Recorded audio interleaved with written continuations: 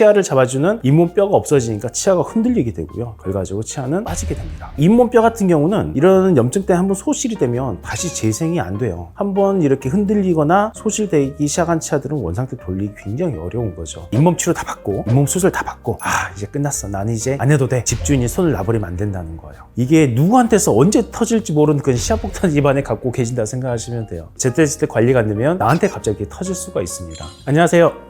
여러분의 치아를 리셋해드리는 부산 서면 리셋치과 나인채 원장입니다. 여러분, 충격적인 통계 하나 알려드릴게요. 우리나라 국민건강보험 외래 다빈도 질병 1위가 뭔지 아세요? 바로 치주질환, 즉 잇몸병입니다. 전 국민의 거의 100%가 잇몸 염증을 가지고 있다고 해도 과언이 아니에요. 저도 있어요. 많은 분들이 양치할 때 피 조금 나는 건 괜찮겠지 뭐 하고 그냥 넘어가죠. 근데 이러면 진짜 큰일 나요. 더 큰 병으로 만들 수가 있거든요. 원장님, 요즘 제가 피곤해서 잇몸에서 자주 이게 피가 나는 것 같아요. 잇몸이 아파서 병원에 오시는 분들이 대부분 이런 질문을 하시는데요. 결론부터 말씀드리면 잇몸에서 피가 나는 건 피곤해서가 아니라 이런 말씀 드려도 모르겠는데 잇몸이 더러워서 그래요. 이 더러운 환경을 계속 방치하면 이제 치아가 약해지고 결과적으로 치아를 잃을 수가 있겠죠. 오늘은 이제 그 잇몸 염증의 원인부터 잇몸 염증을 방치하면 일어나는 일, 그리고 치료 방법에 대해서 제가 치질과 전문의로서 자세히 한번 설명드리도록 하겠습니다.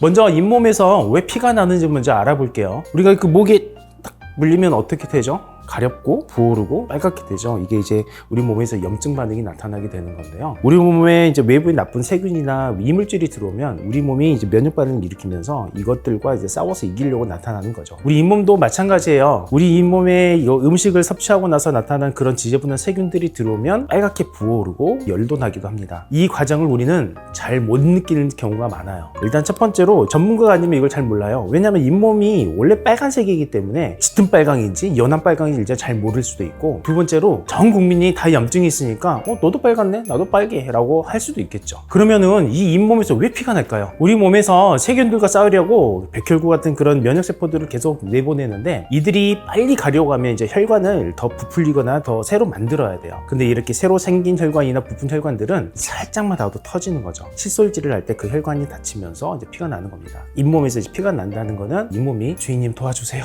여기 좀 제발 닦아주세요. 여기 치료 좀 해주세요 라고 구조신호를 보낸 거라 생각하시면 돼요. 그렇다면 이 구조신호인 이 염증을 우리가 계속 방치하면 어떻게 될까요? 일단 재밌는 연구가 하나 있어요. 한 집단은 사람들에게 3주 동안 이를 닦지 말라고 했대요. 입에서 당연히 냄새가 나고 잇몸에서 뭐가 살짝만 닿아도 피가 줄줄줄 나기 시작했죠. 다시 이를 닦기 시작하니까 거의 대부분 사람들이 원상태로 돌아가기 시작했어요. 이게 무슨 뜻이냐면 잇몸 염증이 아주 초기 단계일 경우에는 이만 잘 닦고 환경만 깨끗하게 해줘도 거의 100% 회복이 가능하다는 거예요. 근데 여기서 중요한 게 있어요. 48시간 정도가 지나가면 이제 세포 그리고 뼈가 이제 파괴되어 있는 단계가 시작이 되고, 여기서 더 오랜 기간 방치가 돼서 3주 정도가 지나가면은 잇몸뼈가 서서히 타격을 받기 시작한다는 거예요. 처음에는 이제 잇몸 염증도 우리 잇몸에 있는 그 살에, 분홍색 살에만 염증이 있어요. 계속 3주, 4주, 5주, 6주 이렇게 계속 안 닦기 시작하면 잇몸 살 속에 있는 이제 뼈가 영향을 받으면서 녹아서 없어지기 시작하는 거죠. 잇몸뼈가 이제 녹아서 조금씩 없어지면 이제 어떻게 될까요? 치아를 잡아주는 잇몸뼈가 없어지니까 치아가 흔들리게 되고요. 결과적으로 치아는 빠지게 됩니다. 잇몸뼈 같은 경우는 이런 염증 때문에 한번 소실이 되면 다시 재생이 안 돼요. 한번 이렇게 흔들리거나 소실되기 시작한 치아들은 원상태 돌리기 굉장히 어려운 거죠. 나이가 들어서 이가 빠지나 보다 이게 아니라 오랜 세월 동안 잇몸 염증을 방치하고 치료를 제대로 안 받고 잘못 닦아서 이렇게 되었구나 라고 생각을 하시는 게 좋을 것 같아요. 젊으신 분들도 치아가 치주염 때문에 빠진 경우가 있어요. 일단 대표적인 게 이제 사랑니 때문인데요. 사랑니가 올바르게 안 나고 비껴나거나 아니면 이상하게 이렇게 꼬여서 나거나 그러면 그 부분에 이제 양치를 아무리 열심히 잘해도 안 되겠죠. 그 부분에서 염증이 생기게 되고 사랑니뿐만 아니라 그 옆에 있는 치아까지 같이 빠지게 됩니다. 또 다른 원인으로는 급속 진행성 치주염이라 그러는데 보통 젊으신 분들에도 많이 나타나요. 앞니라든지 첫 번째 금니가 잇몸 염증이 갑자기 진행하는 거죠. 이런 경우도 조기에 빨리 캐치를 해서 치료를 받으면 그 속도를 많이 늦출 수가 있고 회복도 가능하기 때문에 항상 이거 염증이 생긴 것 같다 그러면 바로바로 치료를 받으셔야 됩니다.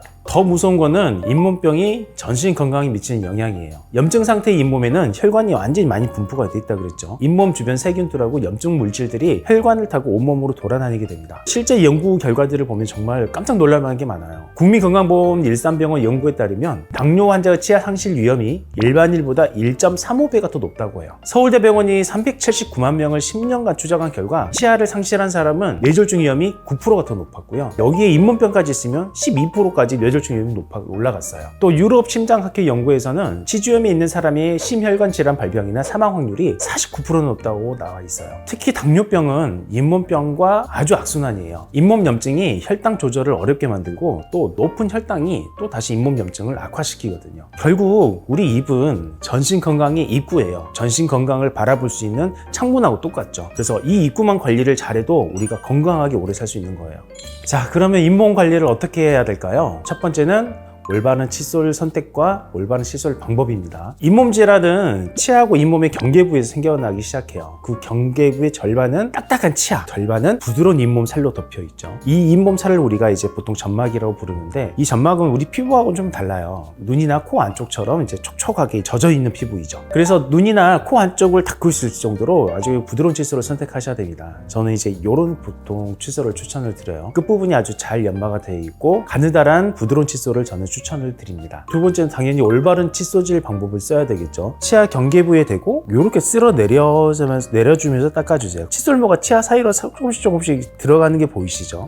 이렇게 치아 사이사이를 닦아주도록 닦아주시면 되는 겁니다. 간혹 잇몸을 마사지한다고 생각하셔서 이렇게 문질러서 이렇게 하시는 분들이 계세요. 근데 이렇게 하는 동안에 잘못하면 치경부 마모증이 심해질 수도 있고요. 잇몸에 상처가 날 수도 있어요. 저는 그래서 요거는 전문가가 아니면 하지 않는 거 추천을 드리고요. 이렇게 쓸어 내리시되 치아 사이에 칫솔이 들어가게 닦아주신다, 이렇게 생각하시면 될 것 같아요. 잇몸 염증이 심하거나 좀 잇몸 관리를 열심히 해야 되는 분들은 제가 다른 방법으로 이렇게 세워서 아래로 밀어서 칫솔모가 아예 치아 사이로 들어갈 수 있는 투스픽 메소드라고 하는데, 그 방법을 저희가 보통 추천드리기도 하거든요. 요거는 좀 힘드실 수 있으니까 일반적으로 이렇게 쓸어내려서 치아 사이까지 닦아주도록 닦아주시는 게 사실은 가장 저희가 추천하는 방법입니다. 세 번째로 치실이나 치간 칫솔을 꼭 사용해 주세요. 무조건 칫솔질과 치간 칫솔 사용, 이 두 가지가 제일 중요합니다. 이것 외에 다른 거는 이제 아무것도 소용없다 생각하시면 돼요. 사람들이 살을 빼려면 적게 먹고 운동해야 되는데 홈쇼핑에서 뭔가 먹는 걸 팔잖아요. 치과도 마찬가지예요. 이걸 먹으면 잇몸이 건강해져요, 이걸 바르면 좋아져요. 하지만 기본은 선사시대부터 인간이 생겼을 때부터 변한 게 하나도 없어요. 닦아야 돼요. 무조건 닦아야 됩니다. 치아 표면이나 치아 사이가 깨끗하게 돼야지 잇몸 염증이 개선이 될 수가 있는 거예요. 네 번째로 이제 가글에 대한 진실을 좀 말씀드릴게요. 가글링이 도움이 될까요? 당연히 도움이 되죠. 소독을 하는 개념에서 도움이 되는데, 세차장에서 우리가 물만 슉 뿌린다고 해서 때가 빠지진 않죠. 겉으로 봤을 때는 뭔가 좀 깔끔해 보이긴 하지만은 물이 마르면 다시 더러워진 것처럼 치아도 똑같습니다. 손으로 문질러야 돼요. 가글은 치아 표면에 붙어있는 플라그 제거에는 큰 효과가 없어요. 가글링만 하는 게 아니라 반드시 칫솔로 물리적으로 이거를 제거를 해줘야 됩니다. 마지막으로 의약용 구강 청결제를 한번 사용해보세요. 물론 이제 처방전이 나갈 때 말이에요. 클로렉시딘 같은 약용 성분들이 있는데요. 이런 화학약품들은 좋은 세균도 나쁜 세균도 다 죽일 수 있는 거거든요. 매일 쓰는 건 권장하지 않고요. 수술하거나 잇몸 염증이 심하신 분들은 저희가 처방을 해드리고 2주 이상 쓰지 마세요라고 말씀을 드립니다. 이걸 오래 쓰면은 입안에 착색이 되기도 하고 미각 변화가 생기기도 하고 여러 가지 부작용이 있거든요. 모든 화학약품은 전문의와 상담 후에 사용하시는 것을 꼭 추천드립니다. 유튜브 같은 거 보다 보면 하루만 투자하면 3,000원만 내면 잇몸이 원래대로 자라나고 다 해결된다 하는데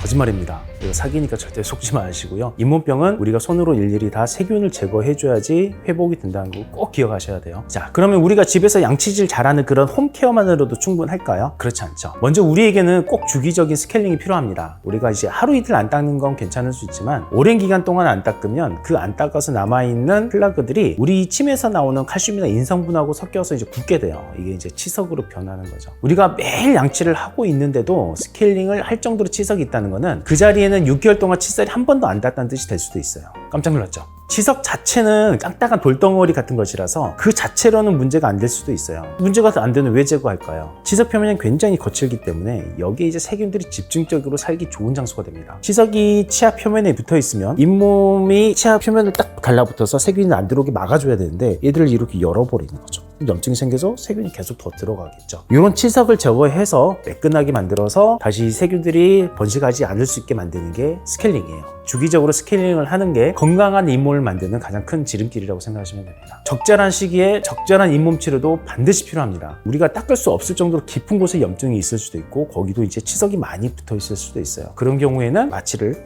조금 하고, 많이 안 해요. 조금만 합니다. 잇몸을 살짝 봐가지고 치석이 있으면 그걸 저희가 톡톡톡 톡톡 제거하거나 긁어내죠. 정말 깊은 곳에 있으면 잇몸을 한두 마디를 꿰바는 이제 잇몸 수술을 하기도 해요. 잇몸 치료의 대부분은 결국은 청소입니다. 물리적인 청소예요. 내가 양치질로 제거가 안 되는 거를 스케일링이나 잇몸 치료를 통해서 치아 표면을 깨끗하게 청소해 준 거라 생각하시면 됩니다. 꼭 병원에 오셔서 전문가들이 진단하에 필요한 곳은 청소도 한번 하고, 그렇게 해야지 우리가 잇몸염증을 예방할 수 있는 가장 좋은 방법이 되겠습니다. 하지만 여기서 중요한 거는 잇몸 치료 다 받고 잇몸 수술 다 받고 이제 끝났어, 나는 이제 안 해도 돼, 집주인이 손을 놔버리면 안 된다는 거예요. 청소업체가 이제 와서 깨끗하게 다 치우고 나가도 집주인이 청소하지 않으면 뭐 며칠 몇 주일 만에 집안이 또 다시 다 더러워지거든요. 특히 우리는 날마다 밥도 먹고 술도 마시고 뭐 다 먹잖아요. 금방금방 세균이 번식하게 됩니다. 잇몸 치료의 기본은 우리의 칫솔질을 올바른 방법으로 제때제때 하는 것이 중요하다는 것을 잊지 말아주세요.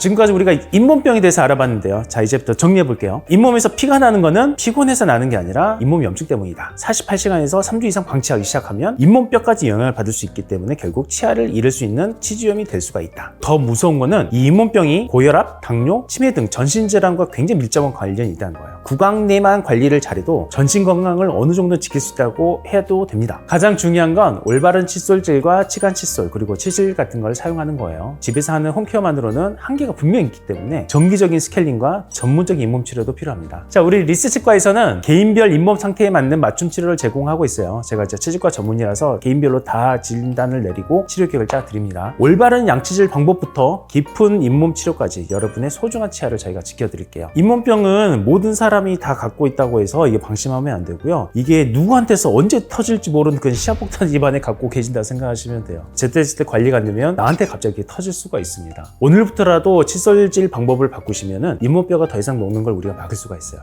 그게 양치질의 힘입니다. 추가적으로 궁금하신 점이 있으면 댓글 이렇게 남겨주시고요. 오늘 영상 유익하셨다면 구독과 좋아요 부탁드립니다. 지금까지 여러분의 미소를 리셋해드리는 부산 서면 리셋치과 나인치 원장이었습니다. 감사합니다.